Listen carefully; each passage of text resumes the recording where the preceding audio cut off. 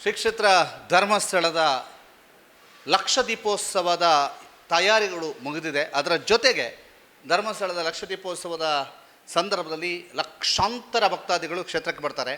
ಅವರಿಗೆ ಅನ್ನದಾನದ ಸೇವೆ ಹೇಗೆ ನಡೀತಾ ಇದೆ, ಹೇಗೆ ನಡೆಯುತ್ತೆ, ಅನ್ನದಾನದಲ್ಲಿ ಏನಾದರೂ ವಿಶೇಷತೆಗಳು ಇರ್ತಾವ, ಅದರ ಜೊತೆಗೆ ಕಡೆಯ ದಿನ ಬಹಳ ವಿಶೇಷವಾದಂತಹ ಆಹಾರ ಮೇಳವೇ ಧರ್ಮಸ್ಥಳದಲ್ಲಿ ನಡೀಲಿಕ್ಕಿದೆ. ಎಲ್ಲದರ ಬಗ್ಗೆ ಮಾತನಾಡೋದಕ್ಕೆ ನಮ್ಮ ಜೊತೆಗಿದ್ದಾರೆ ಧರ್ಮಸ್ಥಳ ಅನ್ನಛತ್ರದ ಮ್ಯಾನೇಜರ್ ಆಗಿರುವಂತಹ ಸುಬ್ರಹ್ಮಣ್ಯ ಪ್ರಸಾದ್ ಅವರು. ಸರ್, ಅನ್ನದಾನ ಸೇವೆ, ಲಕ್ಷ ದೀಪೋತ್ಸವ ಈ ಬಾರಿ ವೀಕೆಂಡ್ಗಳೆಲ್ಲ ಇದ್ದಾವೆ ಮತ್ತು ಲಕ್ಷ ಜನರು ಬರುವಂಥ ನಿರೀಕ್ಷೆಗಳಿದ್ದಾವೆ. ಹೇಗೆ ತಯಾರಿ ಆಗಿದೆ? ಓಂ ಶ್ರೀ ಮಂಜುನಾಥಾಯ ನಮಃ.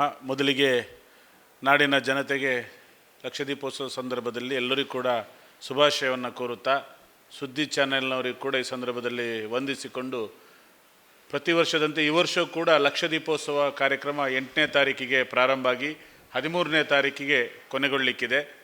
ಚತುರ್ದಾನಗಳಲ್ಲಿ ಒಂದಾದಂತಹ ಈ ಅನ್ನದಾನದ ಈ ಒಂದು ವ್ಯವಸ್ಥೆಯಡಿಯಲ್ಲಿ ಕೂಡ ಅನ್ನಪೂರ್ಣ ಛತ್ರದಲ್ಲಿ ಕೂಡ ನಾವು ಈಗಾಗಲೇ ಬೇಕಾದ ಎಲ್ಲ ಸಿದ್ಧತೆಗಳನ್ನು ಮಾಡಿದ್ದೇವೆ.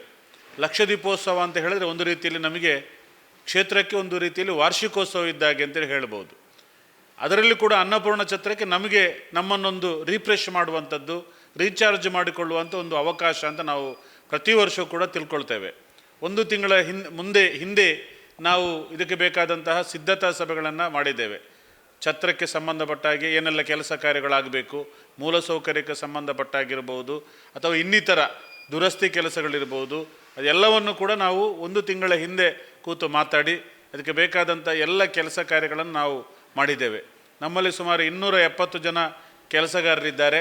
ಈ 270 ಜನ ಕೆಲಸಗಾರರು ಕೂಡ ಲಕ್ಷ ದೀಪೋತ್ಸವದ ಆರಂಭದಿಂದ ಮುಕ್ತಾಯದವರೆಗೆ ಯಾರೂ ಕೂಡ ರಜೆ ಹಾಕದೆ ಅವರ ಕರ್ತವ್ಯದಲ್ಲಿ ಅವರು ಭಾಗಿಯಾಗುತ್ತಾರೆ.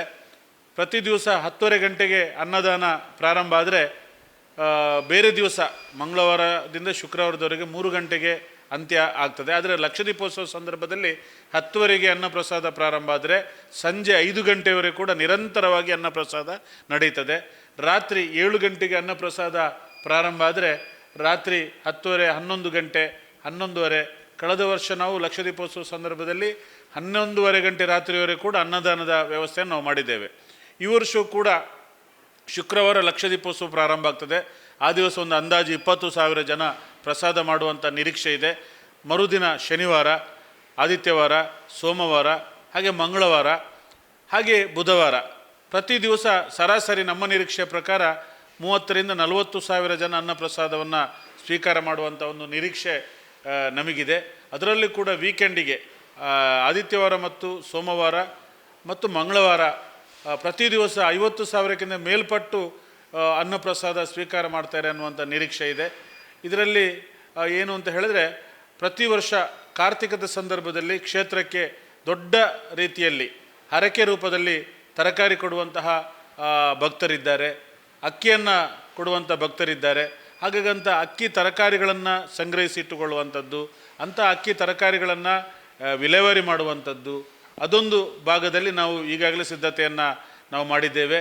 ಅದರ ಜೊತೆಗೆ ಸೇವೆಗಾಗಿ ವಿಶೇಷವಾಗಿ ಲಕ್ಷ ದೀಪೋತ್ಸವದ 2 ದಿವಸ ನಮ್ಮ ಅನ್ನಪೂರ್ಣ ಛತ್ರದಲ್ಲಿ ನಮ್ಮ ಸಿಬ್ಬಂದಿಗಳ ಜೊತೆಗೆ ಸೇವೆ ಮಾಡುವುದಕ್ಕಾಗಿ ಬೆಂಗಳೂರು ಇರ್ಬೋದು, ಕೊಪ್ಪ ಇರ್ಬೋದು, ತೀರ್ಥಹಳ್ಳಿ, ಇಲ್ಲಿಂದ ಸುಮಾರೊಂದು 80 ಜನ ಈಗಾಗಲೇ ಅವರು ಹೆಸರನ್ನು ನೋಂದಾಯಿಸಿದ್ದಾರೆ.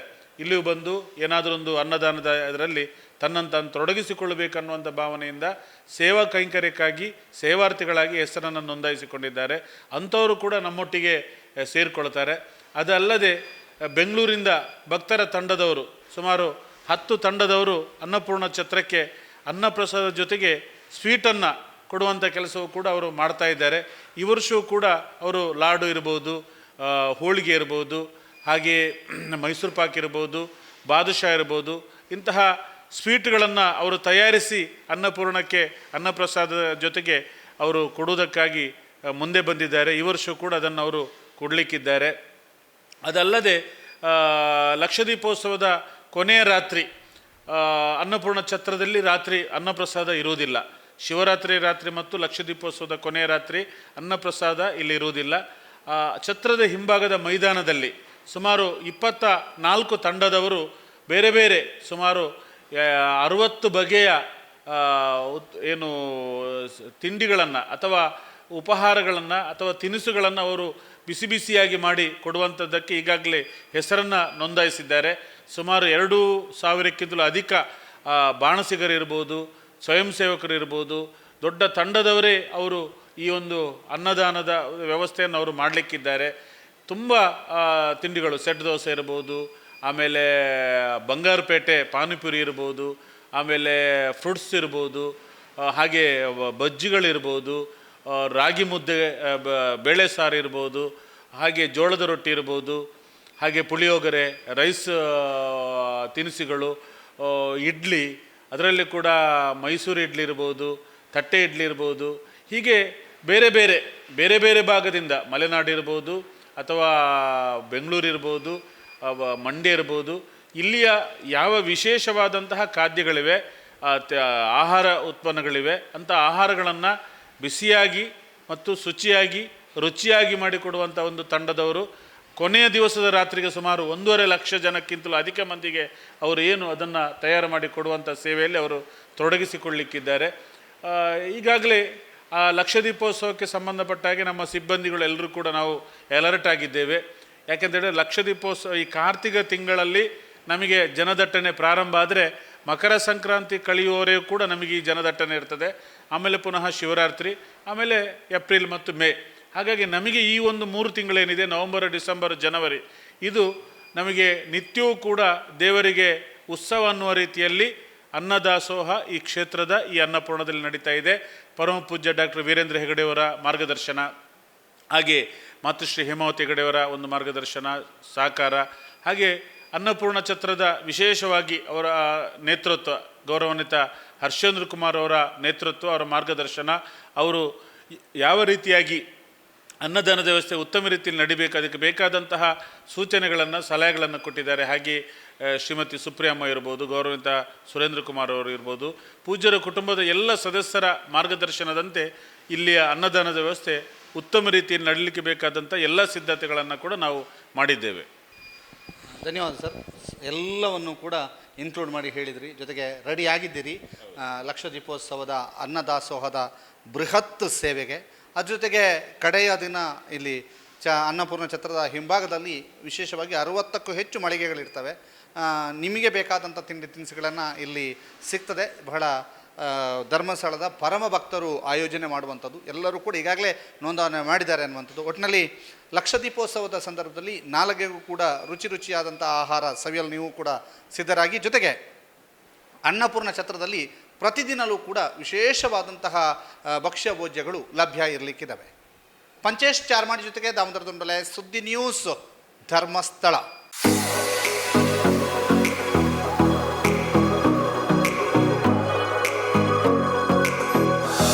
ವಾಹನ ಚಲಾಯಿಸಬೇಕೆನ್ನುವ ಕನಸಿರೋರಿಗೆ ಸುವರ್ಣಾವಕಾಶ. ಅತ್ಯಂತ ರಿಯಾಯಿತಿ ದರದಲ್ಲಿ ಇನ್ಶೂರೆನ್ಸ್, ಡ್ರೈವಿಂಗ್ ಕ್ಲಾಸ್ ಸೇರೋರಿಗೆ ಆಫರ್ಗಳ ಸುರಿಮಳೆ, ಮಹಿಳೆಯರಿಂದಲೇ ಚಾಲನಾ ತರಬೇತಿ, ಸಾರಥಿ ಮೋಟಾರ್ ಡ್ರೈವಿಂಗ್ ಸ್ಕೂಲ್, ಕಾಲೇಜ್ ರಸ್ತೆ, ಉಜಿರೆ. ಸಂಪರ್ಕಿಸಿ 9663606966, 8792894116, 9108317116. ಬನ್ನಿ, ಭೇಟಿ ಕೊಡಿ. ವಿಶೇಷ ಆಫರ್ಗಳೊಂದಿಗೆ ಜರ್ನಿ ಶುರು ಮಾಡಿ. ವಿಶ್ವ ವಿನೂತನ ಚಿನ್ನಾಭರಣಗಳ ಹಬ್ಬ ಮುಳಿಯ ಚಿನ್ನೋತ್ಸವ ಇದೇ ನವೆಂಬರ್ 10ರಿಂದ 30ರವರೆಗೆ ಪುತ್ತೂರು ಹಾಗೂ ಬೆಳ್ತಂಗಡಿಯ ಮುಳಿಯಾದಲ್ಲಿ. ಸಾಂಪ್ರದಾಯಿಕ ಆಭರಣಗಳಿಗೆ ಆಧುನಿಕ ಸ್ಪರ್ಶವನ್ನು ನೀಡಿ ತಯಾರು ಮಾಡಿದಂತಹ ಮಹತಿ ಆಂಟಿಕ್ ಕಲೆಕ್ಷನ್. ಪ್ರತಿಯೊಂದು ಸಮಾರಂಭದಲ್ಲೂ ನಕ್ಷತ್ರದಂತೆ ಮಿನುಗಲು ಅಮೂಲ್ಯ ಡೈಮಂಡ್ ಆಭರಣಗಳು, ವೇದಾಂತ್, ಕುಂದನ್ ಮತ್ತು ಪೋಲ್ಕಿ ಡೈಮಂಡ್ ಆರ್ನಮೆಂಟ್ಸ್. ಮುಳಿಯಾ ಸಿಲ್ವರಿಯಾದಲ್ಲಿ 92.5 ಸ್ಟರ್ಲಿಂಗ್ ಬೆಳ್ಳಿಯ ಆಭರಣಗಳು. ಮುಳಿಯಾ ಜುವೆಲ್ಸ್, ಪುತ್ತೂರು ಮತ್ತು ಬೆಳ್ತಂಗಡಿ.